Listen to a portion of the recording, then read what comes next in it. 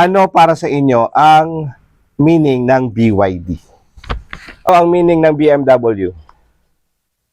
Dahil nasa car industry tayo, ngayon tatanungin natin yung iba nating mga kaibigan dito, yung iba mga ka-office mate natin, kung ano ang meaning ng iba't ibang unit tulad ng GAC, tulad ng MG, tulad ng BYD. Ano pa ba? Yan.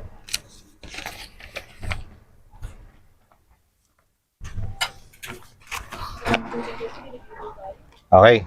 Dahil may tanong sa inyo. Yan. Ano po yung Dahil nasa car industry tayo, okay?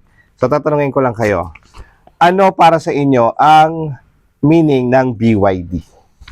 Oh, tatak ng ano to, tatak ng sasakyan to. BYD? Oo. Wala yan. Wala. Script ko yan eh. Natawa kasi ng ganyan, boss. Oo. Ano ang BYD? Iba na sa isip ko, bring your own device. Oo. Pwede. Ano yan? Bring your own device. Bring your own device. Ikaw. Wala. Ayan. Oh, search. Google. Pero natin. Ayan. Pero para sa inyo, ano? Ano po, yun, sa akin, BYD, bring your own BYD, device. oo. O kaya, build your dreams. Pwede. Pero ang totoong meaning nun, yung BYD is bading yung driver. Alayo! Ayan. Bading yung driver. Pero build your dreams, that's correct. Ayan, tanungin natin to. Ano ang meaning ng BMW? Ni-research. Sige natin. Bring mo yung vehicle. Bring mo din yung vehicle. W yun eh. Ay, W. Oo.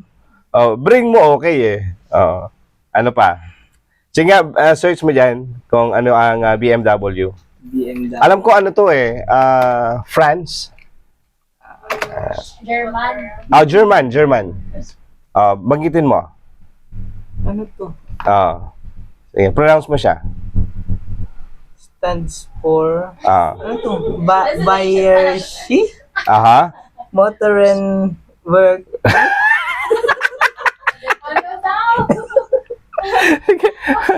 Pronounce mo siya correctly. Dali. Ang hirap i-pronounce, sir. Ano? I-pronounce eh. Bayershi. Alam mo bang bading ang nagsulat niyan? Bayershi, Motorsi, gano'n. Worksy, gano'n. Bading kasi nagsulat niya. Parang BYD yon, bading yung driver. Ano na? Translation to? Ano yung BMW? Ayoko. Pero meron pa isang meaning ang BMW. Ano? Ay, ito tong meaning yan is Bavarian Motor Works. Yun. Mas madaling banggitin, di ba? Mas madali yun, sir. Kesa yung isa, banggitin mo nga isa. Ayoko. Alam ko na. Pag binanggit ko.